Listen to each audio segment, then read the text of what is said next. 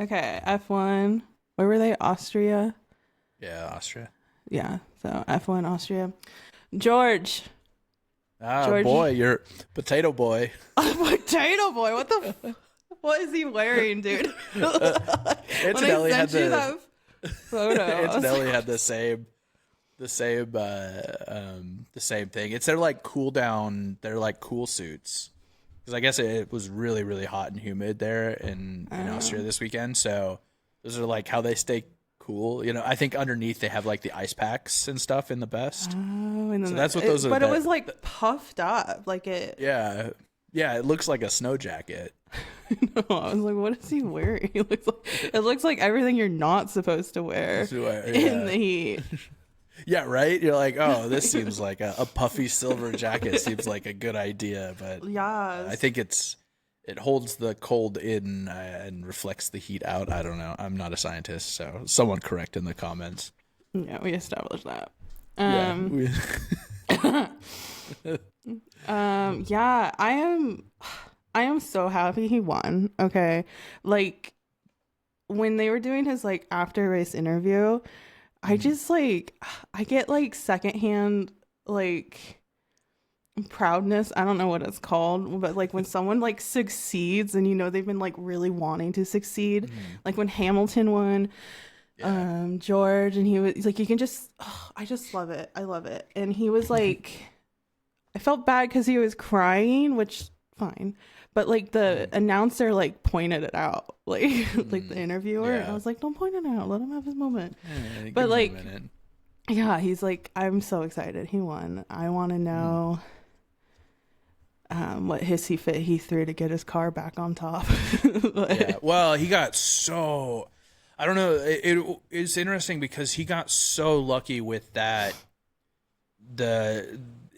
getting pole position with that, like squeaking through that yellow and lifting just in time. I mean, I don't know. It would be interesting because I think Antonelli was further behind, so he ended up having to like completely back off. So that's why Antonelli wasn't able to get his final lap in. So it would have been interesting to see where Antonelli would have finished if he would have been able to do his last lap. But yeah, it was really good, and it was great seeing both the Ferraris competitive. I don't know what happened race day. Yeah. I don't know where they fell off, but they could not, and I think Fred Vasseur even came out and said like, yeah, we mismanaged. They basically alluding to, we focused too much on Mercedes and didn't really think of everybody else in the race. Which is very like common, which is very, I mean, you could tell, like, it just seemed like they were all over the place. Yeah. So with the strategy. Cadillac though, it's not like within the first 3 laps, like I know. cars on fire. Between them and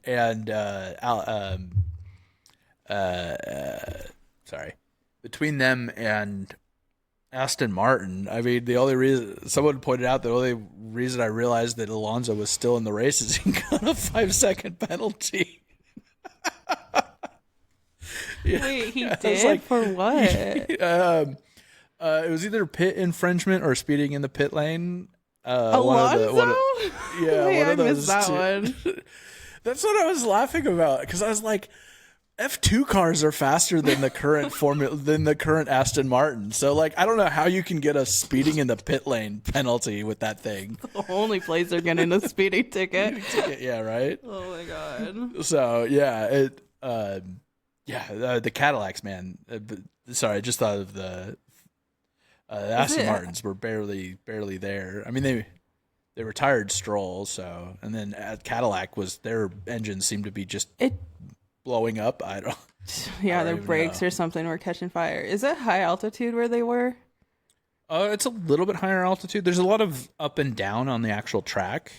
And it was very humid. So the high altitude makes vehicles run different. So yeah, I think it's a combination of both, plus the humidity. Because a lot of drivers were reporting fires for their brakes throughout the race. Which I was hoping with Mercedes' recent track record of not What so were you reliable. hoping? I was hoping for George Russell's engine to go out. I know this sounds crazy. You're a George Russell hater. No, I'm not a George Russell hater. Are. No, I am not. This has nothing to do with me. You're a George Russell hater. This is your has wife yelling at you? Is that what I heard in the background? No, she is not. I am not a George Russell hater. I have his card right here, a nice little signature. Why do you have a tiny I am not pillow? a hater. I just wanted Verstappen to win. Okay. Oh yeah, of course. Now all of a sudden, I am a Hamilton fan. Of course, I wanted Hamilton to win. The Ferraris were in a weird strategy, but watching Verstappen the last half of the race, like hunting Russell down, dude, like a shark. It was great. It was great to see like him and his racecraft. I know the car is still giving him problems. What? That's what you would say. Racecraft? Oh, you making fun of words now? You've literally got like half a coffee. You have a half a coffee and you have a half a coffee in you, and you're all, oh, I don't think I've ever heard him say that. So there's no way that he's ever said it before. You've never said it to me. How am I supposed to know it's a legit saying, Mr. Moose Meese? Okay, you're the one that fell for that one.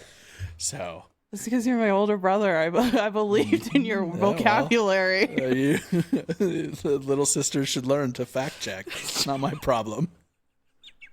I do know. I would say you should have Googled it, but Google didn't exist yet. Wasn't existing yet.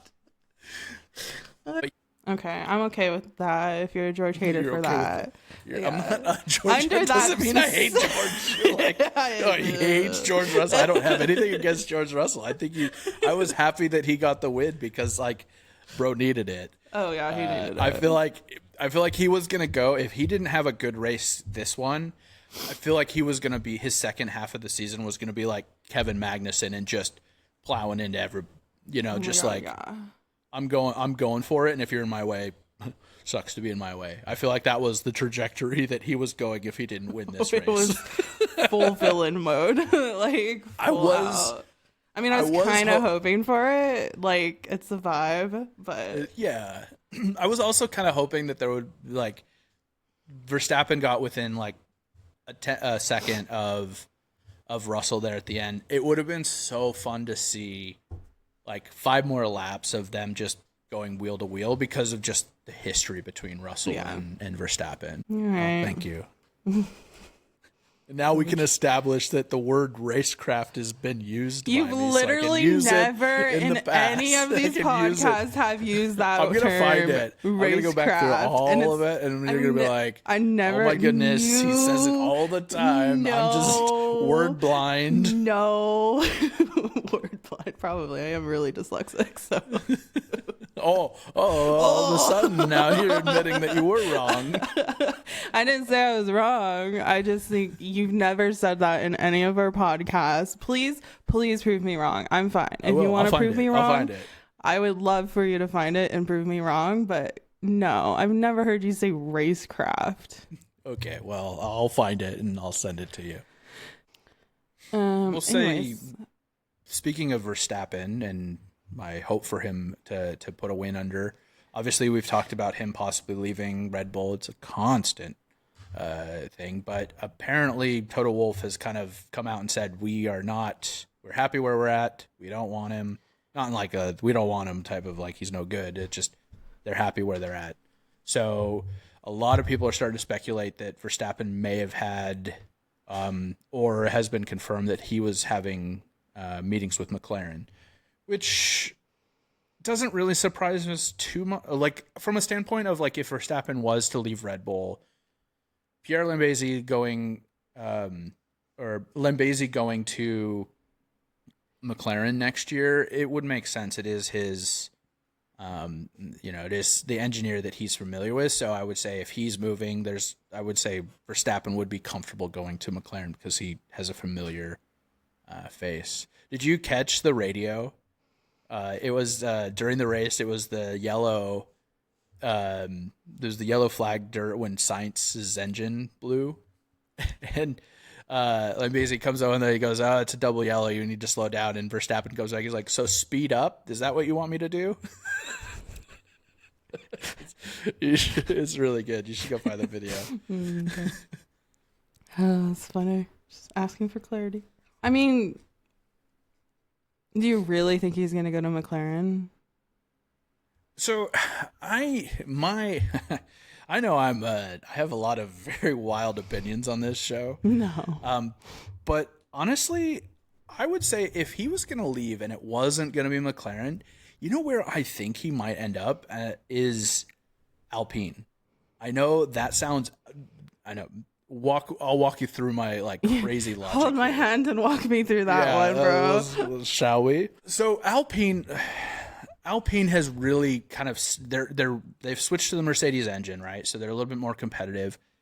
Ocon is, I think Ocon is pretty much great. Who? No, sorry, I was thinking Pierre.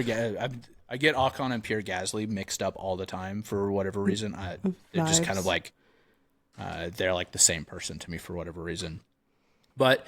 They've really been stepping up. Like, I think from the standpoint of like the middle, like the non-top teams, they've really been pushing and they're starting to get a lot more bigger sponsors. Like they had the whole like Gucci announcement.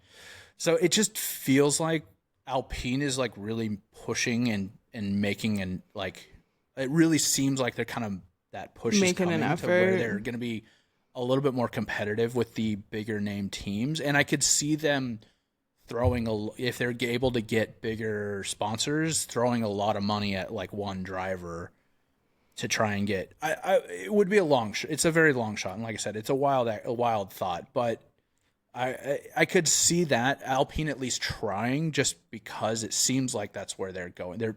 They're focused on the money making aspect of the business, so I could see them wanting to put that money into a driver that's going to drive that revenue. It's a theory. A very loose theory, but if he doesn't go to McLaren, like, and he does move, that would be where I would think he would go. Yeah, I could see that actually. What engine is McLaren using? They're on the Mercedes as well. Oh, so they're on the Mercedes as well. I mean, the only problem is like, sure, they're being competitive with the media advertisement side of it, right? But is their vehicle actually like Max Verstappen level quality? Because that's like a totally different tier. He's not gonna like, just because they're using the Mercedes engine doesn't mean they're like. No, 100%. I would say that they have been pretty competitive in that mid-tier team. So I don't, I mean, like once you have the Mercedes, two Ferraris, and two McLarens, after those six, usually you're seeing the Alpines in there. It's true. So I would say that if they are making this trajectory, and this is a long shot, if they are getting a lot of money pumped into them, then I could see them wanting to make a bid on a big driver to keep driving more big sponsors, right? I would say right now, most people are pointing the finger that if Verstappen is going to leave Red Bull, he's going to go to McLaren, right? It makes the most sense. His engineer is going there next year. If he's not going to stay at Red Bull, then like where else he would go? And I think there has been rumors of Piastri talking with Red Bull about possibly moving. So that maybe would be like an just interesting like move. It may maybe just be like a straight swap that like the teams are already working on that we just don't know about. I feel like that's like one of those bad swaps though for Red Bull. Like they're getting. Although I mean, I don't know. I don't. Go. With so many great rookies on the field, I mean, obviously Antonelli's in his second year, so it's not his rookie year. But like, as Isaac Hadjar has been doing phenomenal in the Red Bull as well. We have a lot of. There's a lot of really good rookies that are up and coming too. So, I think we kind of forget with Verstappen at Red Bull that Isaac Hadjar is doing a phenomenal job in that car. So. I think of most of your theories, I feel like that's a pretty solid one. What, the Alpine one? I don't know. I think McLaren like I said, is more realistic. McLaren Alpine is the like, most likely. McLaren would be my like. If it happened, it wouldn't surprise me, but it's such a wild card because I've already like almost confirmation biased myself into going like, if it doesn't go this way, then it has to go this way, because where else do you go, right? Yeah. If you're going to move. I mean, I don't know. We'll see. I think you're not like totally out in left field, if that's what you're wondering.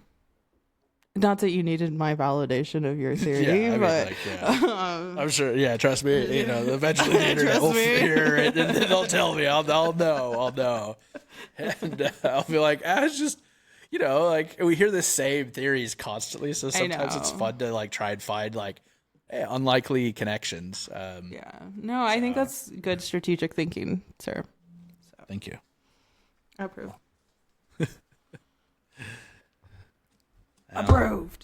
Approved. What else happened? I think that's really. I mean, aside from George Russell kind of like getting in the last little bit with the yellow flag to take the pole, there wasn't a lot of There wasn't a lot of like crazy crashes or anything. I mean, Antonelli was having troubles keeping it on the track the first couple laps. He's getting a little wild, I think. Yeah, he obviously settled down. He settled in and settled down towards the rest of it. And realistically, within the first lap, he was basically one more track limits, and he was probably going to get black and white flagged. So, like, if he wanted to have a quality race, not get ruined by a penalty. And they've definitely I feel like they've stepped up their like penalties. Like I said, Alonso getting a penalty. I was like, oh yeah, the Aston Martins are still in this race. Interesting. It's like he was like, I'm still here. Yeah. Right? Alonso is in the building. Yeah. They really stepped up Alonso's like social media presence. It's so funny to me. They kind of, yeah. Well, it's almost like they're a missed opportunity. I feel like they should have been doing it for a while there. Yeah. I mean, I guess it makes sense, though, that they're doing, like, Stroll's, like, never in any of the social media stuff, so they kind of only have Alonso. Yeah. What Stroll does Stroll do?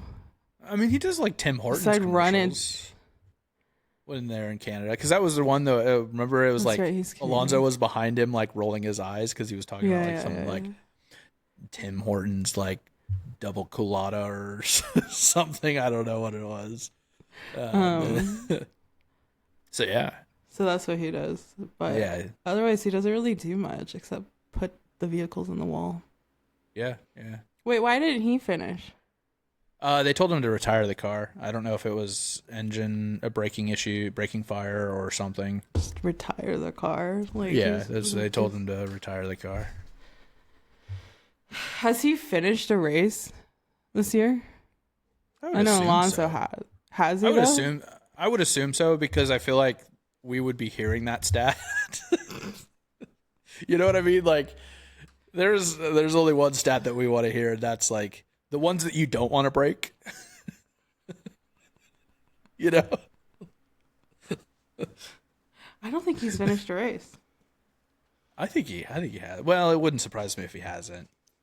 Are you Googling it? No, I don't care. Well then, let's talk NASCAR. Yeah. Well, before we jump to NASCAR, British Grand Prix this weekend. Yes. No. Yes. All the British stuff this weekend for us. We got tickets to the England game coming up, so lots of fun.